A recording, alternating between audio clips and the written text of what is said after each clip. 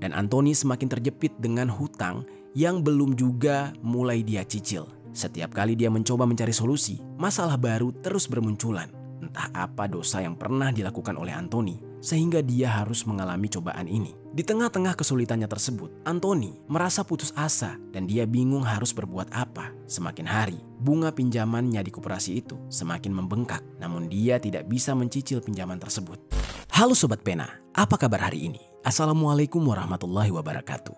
Hari ini kita akan kembali membahas kejadian-kejadian mengerikan, kisah nyata yang terjadi di muka bumi ini. Cerita kali ini terjadi di tahun 2024 dan sempat menghebohkan masyarakat Indonesia beberapa waktu lalu. Mengisahkan tentang seorang bos distro yang dengan tega menghabisi nyawa seorang karyawan koperasi dengan sangat keji karena si korban menagih hutang sebanyak 10 juta rupiah kepada si bos distro. Kejamnya, aksi penghilangan nyawa tersebut dilakukan dengan dibantu oleh 2 orang lainnya. Setelah si korban tewas, lalu para pelaku menghilangkan jejak dengan cara menguburkan korban ke dalam cor-coran semen. Bagaimana cerita selengkapnya tentang kasus yang satu ini? Langsung saja kita bahas di Kata Pena.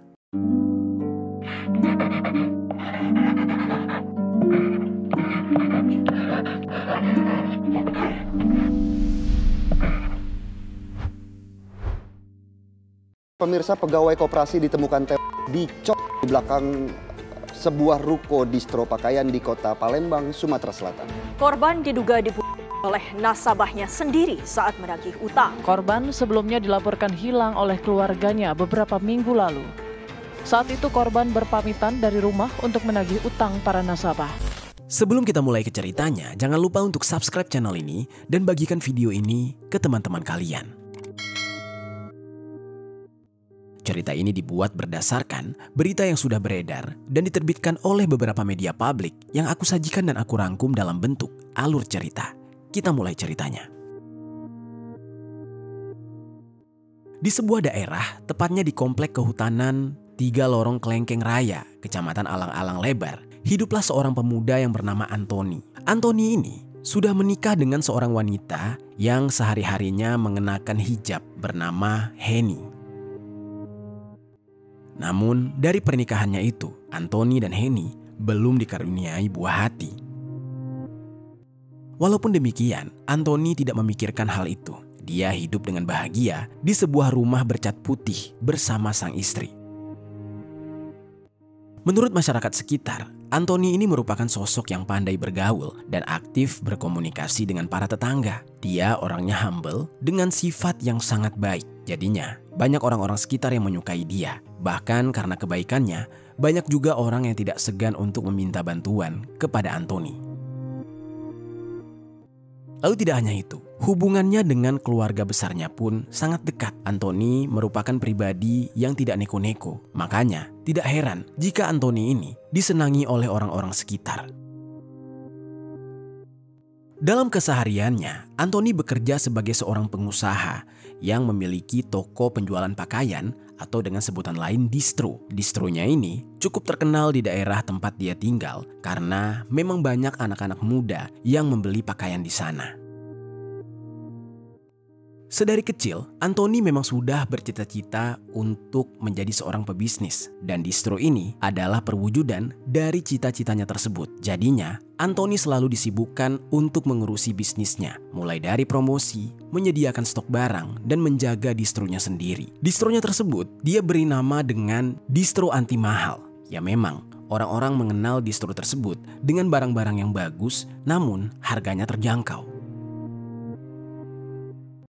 Setiap harinya, distro itu dijaga oleh Anthony. Namun, apabila Anthony sedang sibuk dengan urusan lain, biasanya istrinya yaitu Henny akan membantu dia untuk menjaga toko pakaian tersebut. Lalu selain itu, dia juga memperkerjakan adik iparnya yang bernama Kelvin untuk menjaga distro tersebut. Pada awal dia merintis usahanya ini berjalan dengan sangat baik. Namun, seperti banyak usaha kecil lainnya, perjalanan Anthony tidaklah mulus dan tidaklah mudah. Meskipun distro miliknya ini berhasil menarik perhatian banyak pelanggan, namun Anthony harus menghadapi tantangan besar dalam hal keuangan. Persaingan yang ketat dan biaya operasional yang terus meningkat membuat dia jadi sulit untuk menjaga kestabilan usahanya. Dari beberapa informasi yang didapat, pada saat itu, Anthony mulai kepikiran untuk meminjam sejumlah uang untuk menambah modal usahanya. Singkat cerita, tibalah pada suatu hari ketika Anthony mendengar adanya koperasi di kota tempat dia tinggal yang menawarkan pinjaman dengan bunga yang rendah. Dia langsung memiliki harapan tinggi. Anthony di saat itu dengan sesegera mungkin mengajukan pinjaman pada koperasi tersebut. Dia pun melengkapi berbagai dokumen dan melewati berbagai proses serta pemeriksaan. Akhirnya, koperasi itu pun setuju untuk memberikan pinjaman kepada Anthony dengan jumlah pinjaman uang sebesar 10 juta rupiah. Namun, di beberapa media ada juga yang menyebutkan kalau pinjaman yang diambil oleh Anthony di koperasi tersebut hanyalah 5 juta rupiah. Jadi, entah mana yang benar, apakah 5 juta atau justru 10 juta rupiah pinjaman tersebut. Tidak jelas berapa jumlah pastinya. Namun, dengan uang pinjaman tersebut, Anthony mampu memperbaiki stok barang-barangnya. Sehingga di saat itu dia memiliki harapan lagi untuk kembali bangkit. Namun apalah daya, nasib mujur tidak selalu berpihak kepada Anthony. Meskipun usahanya sempat meningkat, badai masalah mulai datang satu persatu. Cuaca buruk membuat banyak pelanggan enggan keluar rumah dan berbelanja. Pemasok barang juga mengalami keterlambatan dalam pengiriman, serta beberapa produk yang diharapkan laku keras ternyata tidak sesuai dengan ekspektasi Tony. Pemasukan yang diharapkan oleh Tony dapat menaikkan perekonomian keluarganya ternyata tidak kunjung datang, dan tagihan dari koperasi mulai menghantui Anthony, yang mana tagihan tersebut sudah hampir jatuh tempo. Singkat cerita, waktu pun terus berlalu dan Anthony semakin terjepit dengan hutang yang belum juga mulai dia cicil. Setiap kali dia mencoba mencari solusi, masalah baru terus bermunculan. Entah apa dosa yang pernah dilakukan oleh Anthony sehingga dia harus mengalami cobaan ini. Di tengah-tengah kesulitannya tersebut, Anthony merasa putus asa dan dia bingung harus berbuat apa. Semakin hari, bunga pinjamannya di koperasi itu semakin membengkak, namun dia tidak bisa mencicil pinjaman tersebut. Pada saat itu, petugas koperasi yang bertugas untuk menagih hutang kepada setiap peminjam, termasuk Anthony, adalah seorang petugas yang bernama Anton Eka Putra yang usianya baru saja menginjak 25 tahun. Jadi, karena namanya sama-sama Anton, supaya lebih mudah, di dalam cerita ini kita panggil saja nama si petugas itu dengan sebutan Eka. Jadi sobat, ketika Eka ini menagih Anthony, Eka biasanya menagih dengan sangat tegas. Dia tidak pandang bulu kepada siapapun peminjam yang belum mencicil hutang-hutangnya. Sebenarnya sobat, sudah sering sekali Eka ini menagih hutang dan tidak mendapatkan bayaran apapun dari Anthony. Namun Eka tidak pernah menyerah. Demi menjalankan kewajibannya sebagai penagih koperasi, setiap harinya dia harus mendatangi rumah Anthony. Hingga singkat cerita, pada suatu waktu, Eka kembali mendatangi rumah Anthony dengan membawa berkas hutang. Sesampainya dia di kediaman Anthony, Eka ini langsung saja to the point membicarakan soal hutang tersebut. Dia berkata, "Anthony, kita perlu bicara. Pinjamanmu sudah jatuh tempo dan koperasi membutuhkan pembayaran segera," ucap Eka dengan tegas. Seketika di saat itu, Anthony merasa dadanya sesak. Dia tahu hutangnya belum bisa dilunasi, tapi kata-kata Eka seperti menambah beban di pundaknya. Dengan mata penuh kekhawatiran, Anthony mencoba menjelaskan situasinya. Dia berkata, "Eka, aku ngerti dan aku benar-benar mau ngelunasin hutang ini. Tapi bisnisku saat ini sedang dalam masa sulit. Penjualan menurun drastis dan aku berusaha sekuat tenaga untuk memperbaiki kondisiku," ujar Anthony dengan suara gemetar. Namun Eka tidak menunjukkan tanda-tanda yang melunak. Dia justru berkata, "Anthony, koperasi tidak bisa menunggu lebih lama lagi. Banyak orang yang juga membutuhkan bantuan. Jika kamu nggak bisa bayar, kita harus mengambil tindakan yang lebih tegas. Lagian hutangmu juga udah menumpuk. Belum lagi ditambah dengan bunga-bunganya. Jumlahnya hampir mencapai 24 juta, kata Eka. Mendengar jumlah hutang yang dikatakan oleh Eka, Anthony jelas merasa sangat kaget. Anthony yang tidak terima kemudian membantah. Dia tidak merasa meminjam sebanyak itu. Tetapi kenapa bisa jumlahnya jadi membengkak? Padahal Anthony juga tahu setiap hutang tersebut ada bunganya jika tidak kunjung dibayar. Akhirnya, kemudian terjadilah percekcokan antara mereka berdua. Dan setelah beberapa waktu percekcokan terjadi, akhirnya Anthony pun berkata, "Ya udah, kasih aku sedikit waktu lagi. Aku janji bakal membayar hutangku," kata Anthony dengan nada memohon. Eka yang memandang Anthony dengan tajam merasa ada secercah harapan dengan perkataan tersebut. Dia tahu kalau Anthony bukan tipe orang yang lari dari tanggung jawab. Setelah hening sejenak, Eka pun menghela nafas panjang, lalu dia kembali berkata, "Ya udah Anthony, oke, aku bakal kasih kamu sedikit waktu, tapi ingat, ini kesempatan terakhir ya, jangan disia-siakan," ucap Eka. Setelah percakapan tersebut, Eka pun pergi meninggalkan Anthony. Namun setelah Eka pergi, Anthony bukannya berpikir bagaimana cara agar bisa melunasi hutang. Yang ada dia malah semakin emosi dan tidak terima dengan sikap tegasnya Eka. Apalagi saat dia mengingat jika bunga hutangnya itu sudah menginjak 24 juta. Padahal dia meminjam tidak sebanyak itu. Dan seketika Anthony tiba-tiba berpikir kalau dia merasa tertipu dan tidak terima. Yang mana akhirnya Anthony kepikiran cara yang lain untuk menyelesaikan masalah hutangnya tersebut. Saat itu dia kepikiran untuk menghabisi Eka. Di dalam pikirannya, dia berencana jika dia berhasil menghabisi Eka, si petugas koperasi, maka dia akan tenang, tidak akan pusing terus-terusan ditagih mengenai hutang. Padahal pemikiran itu justru sangat salah karena akan menambah masalah yang lebih berat di dalam hidup Tony. Namun apa boleh buat, Tony yang sudah terlanjur memiliki rencana licik, akhirnya dia mulai menyusun strategi. Namun di saat itu dia berpikir tidak akan mungkin dia bisa melakukan tindakan tersebut sendiri. Yang mana dia akhirnya memutuskan untuk mengajak seseorang demi bisa membantu dia. Dan satu nama yang dia pilih adalah Kelvin, adik iparnya sendiri. Yang mana di saat itu Kelvin kebetulan sekaligus pegawai distro milik Anthony. Di saat itu juga, dia pun langsung menghubungi Kelvin. Dan di saat mereka bertemu, Anthony langsung mengutarakan keinginannya. Pada saat itu, entah apa yang dia iming-imingkan kepada Kelvin, sehingga Kelvin tiba-tiba menyetujui ingin membantu Anthony. Bahkan untuk mempermudah aksinya, Kelvin mengajak satu orang lain, yaitu temannya yang bernama Pongki, untuk turut membantu dia dalam menjalankan skenario eksekusi tersebut. Lalu singkat cerita, setelah beberapa waktu merencanakan aksi jahat mereka, tibalah harinya. Sekitar tanggal 8 Juni tahun 2024 pukul 10.30 waktu Indonesia Barat. Sesuai dengan skenario yang sudah dia susun, Anthony pun menelpon Eka untuk mengambil uang setoran. Mendapati telepon tersebut, Eka yang biasa menagih hutang berpamitan kepada anggota keluarganya untuk pergi bertugas. Tanpa adanya kecurigaan apapun, keluarganya melepas kepergian Eka. Namun pada saat itu, mereka tidak tahu detailnya kalau Eka akan menagih hutang kepada siapa. Eka pun di hari itu langsung pergi dengan menggunakan motor Vario BG 3091 AEK. Di saat itu, Eka langsung menuju ke distro tempat Tony berjualan. Sesampainya dia di sana, dia bertemu dengan Anthony, Kelvin, dan juga seseorang yang bernama Pongki. Untuk menghindari kecurigaan dari Eka, mereka akhirnya membagi peran. Kelvin berperan sebagai pegawai dan bersih-bersih di sebuah ruko. Sementara Pongki pada saat itu berperan sebagai pembeli. Di saat Eka mulai membuka buku tagihan dan meminta sejumlah uang, Anthony menanyakan kembali jumlah hutang yang dia punya sudah berapa. Pada saat itu, Eka mengatakan jika jumlah hutangnya sebesar 24 juta. Mendengar jumlah yang tidak masuk akal tersebut, Anthony kembali membantah sehingga terjadi percekcokan atau adu mulut antara kedua orang tersebut.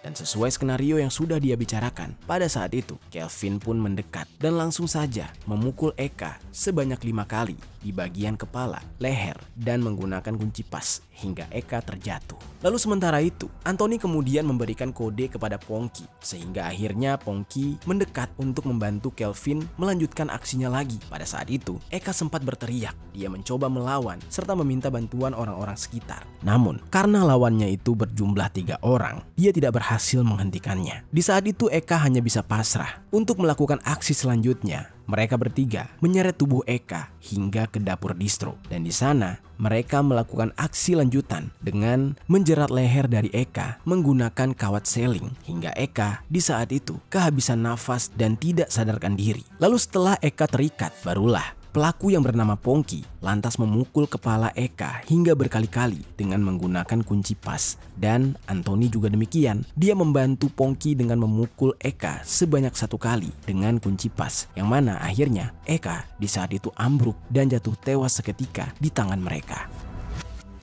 Ketika pelaku langsung panik, mereka berusaha membawa Eka ke belakang distro. Di sana mereka berencana ingin menguburkan jasad Eka, tepatnya di saluran pembuangan. Lalu untuk menghindari bau busuk yang keluar dari lubang, Antoni mengecor dengan adonan semen. Nah, barulah setelah itu Antoni mengambil uang milik Eka sebesar 35 juta rupiah dan semuanya diberikan kepada Pongki serta Kevin, yang mana masing-masing mengantongi 1,5 juta rupiah. Lalu sisanya, yaitu 32 juta rupiah, diambil oleh Tony untuk tujuan melunasi hutang-hutangnya dan melarikan diri. Dia di saat itu melarikan diri ke Kota Padang, Sumatera Barat. Sementara itu, usai menerima uang dari Antoni, Pongki pun mengambil sepeda motor milik Eka yang berjenis Vario berplat BG 3091 AEK dan handphone milik Eka.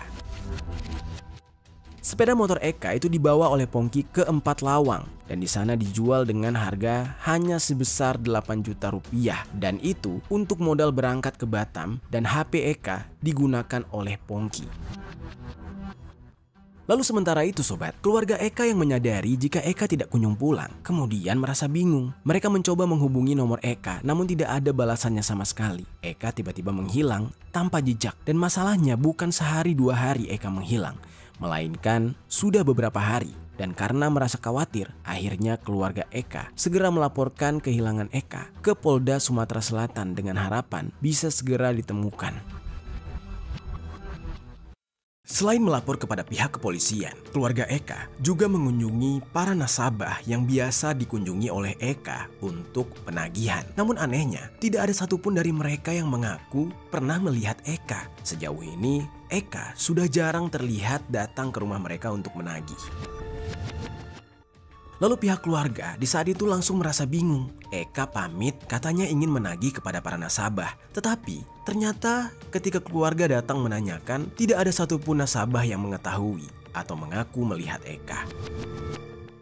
Bahkan teman-temannya juga sudah ditanyakan, tapi tidak ada satupun dari mereka yang melihat keberadaan Eka. Karena itulah, pihak keluarga yang merasa kalau kejadian ini ada kejanggalan, mendesak pihak kepolisian untuk segera menindaklanjuti dan melakukan pencarian. Pada saat itu, langkah yang dilakukan oleh pihak kepolisian adalah dengan mencari bukti CCTV. Melalui video-video yang ada di CCTV, pihak kepolisian bisa dengan mudah melacak keberadaan Eka.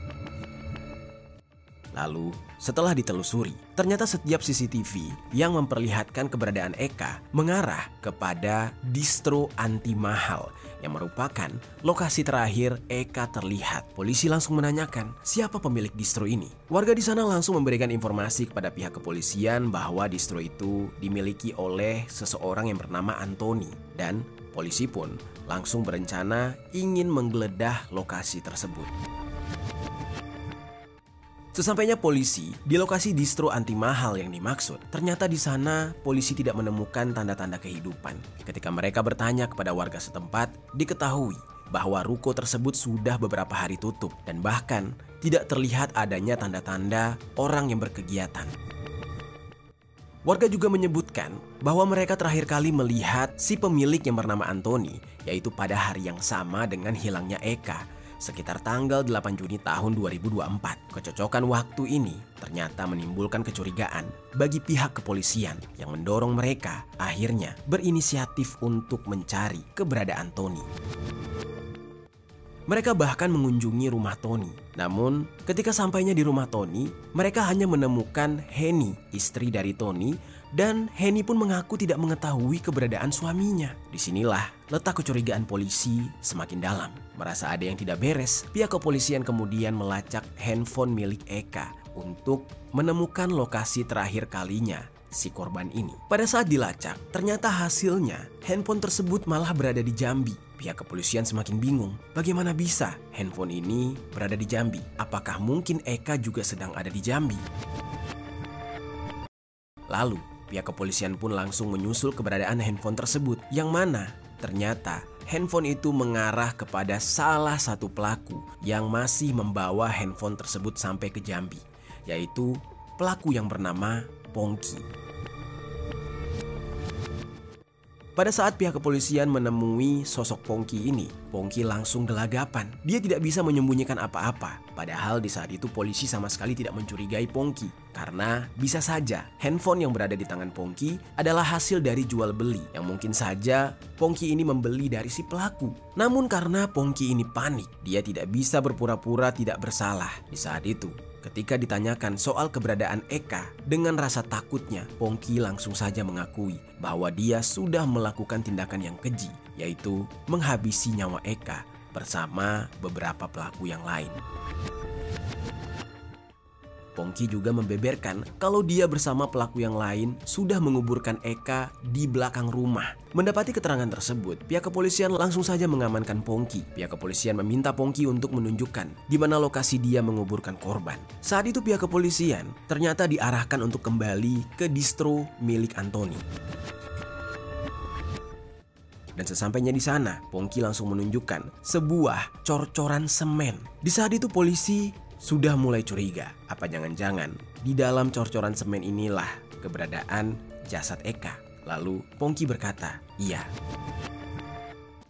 Disinilah jasad Eka sudah dikuburkan. Jadi jasadnya bukan dikuburkan di belakang rumah, tetapi melainkan di area distro. Polisi pun langsung membongkar cor-coran semen tersebut. Dan ketika terbuka, betapa kagetnya polisi dan warga yang menyaksikan. Ternyata di dalam cor-coran tersebut ada jasad Eka. Dan tanpa berlama-lama, pihak kepolisian langsung mengangkat jasad tersebut untuk kemudian dievakuasi ke Rumah Sakit Bayangkara demi kebutuhan otopsi. Lalu selanjutnya, pihak kepolisian berupaya untuk menemukan otak dari kasus ini, yaitu Antoni, si pemilik distro anti mahal. Dalam proses penangkapannya, pihak kepolisian dan beberapa anggota lain melakukan kerjasama yang ekstra dan cukup sulit untuk bisa melacak Antoni. Hingga pada akhirnya, atas kerjasama yang baik, beberapa hari kemudian Antoni pun berhasil ditangkap dalam pelariannya di daerah Padang, Sumatera Barat. Ketika itu, Antoni ingin melarikan diri menuju ke Batam. Dan pada saat yang bersamaan, Antoni disergap oleh pihak kepolisian dan dia tidak bisa melawan. Dan setelah ditangkap, Antoni hanya bisa tertunduk lesu, lalu digiring langsung oleh pihak kepolisian untuk dibawa kembali ke daerah kejadian. Di saat itu Antoni diterbangkan menggunakan pesawat Garuda Indonesia dengan nomor penerbangan GA144. Mereka tiba di Bandara Penerbangan Sultan Mahmud Badarudin II, Palembang, sekitar pukul 18.30 waktu setempat. Pada saat itu, Antoni ditangkap dengan mengenakan kaos hitam, celana pendek, dan topi, serta tangannya sudah terborgol yang disembunyikan di bawah jaket. Dia dikawal oleh beberapa petugas dari Polsek Sukarame, Polresta Palembang, dan Polda Sumsel. Dengan wajah tanpa penyesalan sama sekali, Antoni tidak mengucapkan sepatah kata pun. Antoni pun digiring menuju ke kantor polisi. Beberapa anggota polisi di sana sudah menunggu sejak sore di depan gerbang bandara. Pada saat dia diamankan, Antoni mengakui semua perbuatannya. Dia mengaku melakukan hal keji itu karena merasa kesal dengan bunga hutang yang terus bertambah dan semakin banyak. Ditambah lagi, cara Eka sebagai petugas dalam menagih juga membuat dia tersinggung. Hari-hari pun berlalu, persidangan terus berlanjut. Sementara satu pelaku yang bernama Kelvin masih dalam pelarian. Di saat itu Kelvin rupanya melarikan diri ke 4 Lawang, Sumatera. Dalam pelariannya, Kelvin ini juga merasakan stres. Hidupnya tidak tenang. Dia benar-benar gelisah dengan apa yang sudah terjadi. Yang mana ternyata setiap malam Kelvin selalu dihantui oleh arwah Eka yang sudah dia habisi. Lalu karena sudah mulai stres dan tidak tahan lagi dengan kondisi tersebut, mentalnya semakin terpuruk dan rasanya hidupnya semakin tidak berguna. Dia pun seperti orang yang tidak waras, yang membuat Kelvin pun akhirnya memutuskan untuk mengakhiri persembunyiannya. Dia berniat ingin menyerahkan diri kepada pihak kepolisian. Dengan segala pertimbangan yang sudah dia pikirkan, akhirnya pada tanggal 9 Juli tahun 2024, Kelvin yang sempat berstatus sebagai DPO memilih menyerahkan diri ke Polsek Sukarame, Palembang. Dan atas perbuatannya tersebut, akhirnya dia terancam pasal berlapis, yaitu pasal 340 KUHP tentang penghilangan nyawa secara berencana, serta 365 KUHP, yaitu pencurian uang dengan kekerasan. Mereka pun terancam hukuman mati. Lalu sementara itu, kesedihan mendalam dirasakan oleh keluarga Eka, terutama setelah mengetahui bahwa Eka ternyata dihabisi dan tubuhnya dimasukkan ke dalam cor-coran oleh nasabahnya sendiri. Adik kandung Eka bahkan mengatakan sangat terpukul dengan kejadian ini. Menurutnya, ini sudah di luar batas, sudah direncanakan, tubuhnya dicor dan barang-barangnya hilang semua. Ini bukan lagi perbuatan manusia, hukuman mati memang pantas untuk mereka, ucap adik kandung dari Eka sambil menangis penuh emosi. Setelah jasad Eka ditemukan, istri dan anaknya segera pulang ke Kabupaten Lampung Utara. Jenazah Eka juga dibawa ke sana untuk dimakamkan di kampung halamannya. Apa pelajaran yang bisa kita ambil dari kisah ini?